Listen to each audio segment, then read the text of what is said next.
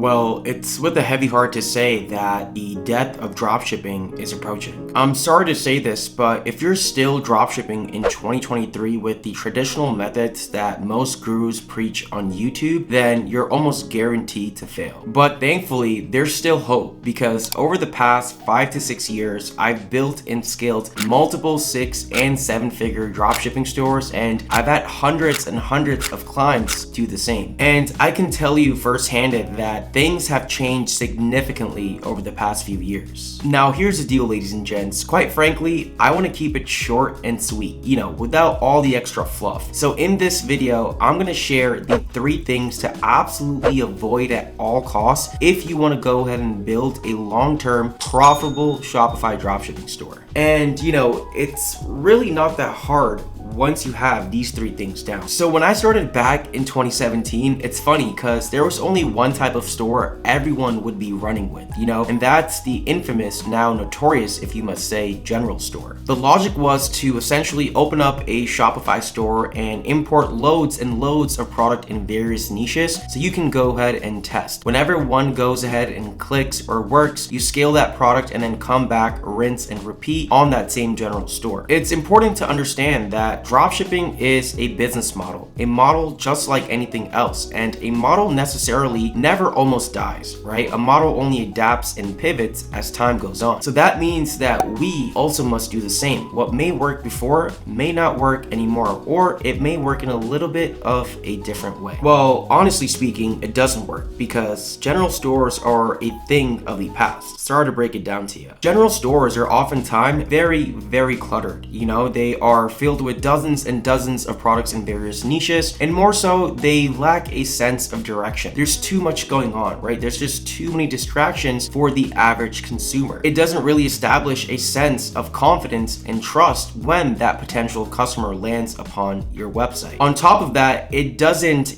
promote speed and efficiency. And that, ladies and gents, is the name of the game. Speed and efficiency is what got me to the position I am here today. Over the past 2 years, I've been utilizing something called a general one product store to test and to scale products on. This is neither a general store nor a one product store. So, you may ask, then what is it? Let me break it down to y'all. Bro, what are you talking about, man? This is exactly what it sounds like. It's a general store on the back end and then a one product store on the front end. Essentially, it's a Shopify store that has the bare minimum done to the homepage where, it looks branded enough to be a one product store, but in reality, you only know as the Shopify store owner that it is a general store, right? But like I said, it's a general store on the back end. You can actually utilize it to test multiple products in multiple niches without having to change the domain name, the logo, or any of the brand assets each time. Hence, speed and efficiency come in. The name of the store doesn't even have to be a real word. Don't have analysis paralysis when it comes to this, ladies and gents. At the end of the day, brand names like Nike and Adidas are even real words in the dictionary. You can utilize something called namelicks.com, which is a great tool that utilizes artificial intelligence to help you come up with branded domain names. But essentially, this is exactly what I like to do, test and scale my products on a general one product store. So like I was saying, the homepage basically has the bare minimum, but the only way the consumer can go on the product page is by the URL itself, which is something only you have. That's why you'll see that I don't have the shop now button in the main menu. I also have the hyperlink disabled in the logo. So that way I minimize the chances of people, going to the homepage, and if they do get to the homepage in some way, shape, or form, that's completely fine. They'll see what's going on, it's nice, it's branded, there's no distractions, and at the end of the day, 9 out of 10 times you'll navigate back to the product page and eventually convert, and you'll have a sale. Your store is your main base and foundation. A lot of people rush this step, build and establish this the right way, and believe it or not, but you're already halfway up the ladder. And then I would say the majority of the other half is predominantly made up of advertising. Now, I won't lie, up until the middle of 2020, Facebook ads used to be my bread and butter. I've spent 7 figures of my own money money on the platform. But like I was saying before, you must adapt and pivot and grow eventually. Being complacent in this game essentially means that you're done growing and there isn't really much more room anymore. Just like how it's key to, hop on trending, potential winning dropshipping products, the same goes for advertising platforms. Now, unless you've been living under a rock for the past year or two, I'm sure you've heard of the noise TikTok has made in terms of working wonders for us dropshippers and e-commerce business owners. Not only is advertising super cheap on the platform like how Facebook was years ago in its prime, but TikTok organic is so powerful. I mean, never has it been so easy and so quick to attain free traffic and free sales to your Shopify store. I mean, I was able to generate over $100,000 in 60 days with no ad spend. Hold up.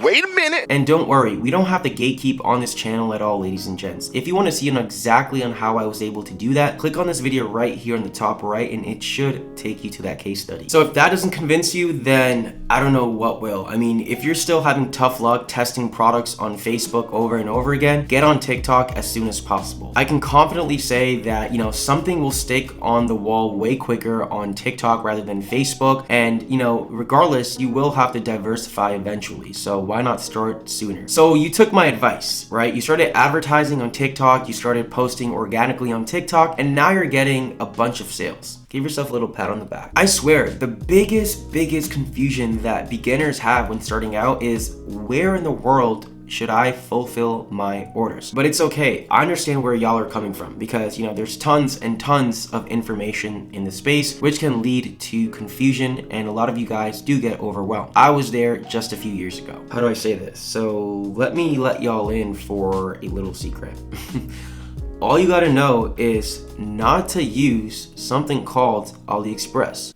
Period. You know what? Why don't we do this? Let's talk about everything AliExpress lacks in. And that includes communication, clear pricing, fast shipping times, and accurate tracking information. I mean, guys, at the end of the day, logistics and fulfillment is one of the most important aspects of a long-term e-commerce business, right? You want to be building relationships with your customers. And by fulfilling and by working with AliExpress, you'll be as far as possible from achieving all of that. Instead, I recommend utilizing the following platforms: CJ Dropshipping, Spocket, and Zendrop. Now, is there a right or wrong? No. Is there a best or worse? Also no. Bruh. You need to weigh each one out and see which one will give you the better pricing, the better shipping times, yada yada yada for each product. Now, once you have something working at scale, once you have a product that's consistent, then you can go ahead and double down on a platform and then stick with them. You see, your goal should be not only to become a good dropshipper, right? Almost anyone can become a good dropshipper, at least on paper. But your goal is to become a good entrepreneur, a good online business owner. Matter of fact, a great online business owner. You want longevity in everything that you do in life. Me, you, we all want longevity. And how you do that in e-commerce is by focusing on building an actual brand. That should be each one of your guys' end goals. If not, this game may not be for you. You see, dropshipping is a great stepping stone to, amass that initial capital, right? That money, and also to develop those initial skills. Ultimately, you want something that is yours, right? Something that excites you to wake up in the morning, like a white or a private label brand. White labeling is something that I've done to at least 5 or 6 stores now, and it's essentially rebranding the product, slapping the logo on it, making it yours, having box inserts, and also having things like US inventory. For example, take a look at how this brand has taken a simple dropshipping product found on AliExpress, of course, and really stepped it up. This is what your end goal should be. And private labeling, which is even a step up from that, is having something that's totally custom, like this hydro flask. You want quality, revisiting, and lifetime customers, and that is possible by applying these things that I mentioned in today's video. Don't sell yourself short. Applying these 3 things from the get-go, the sooner the better, will definitely benefit you both in the short and long term. You'll thank me later, champ. Until the next one, your boy's out. Peace.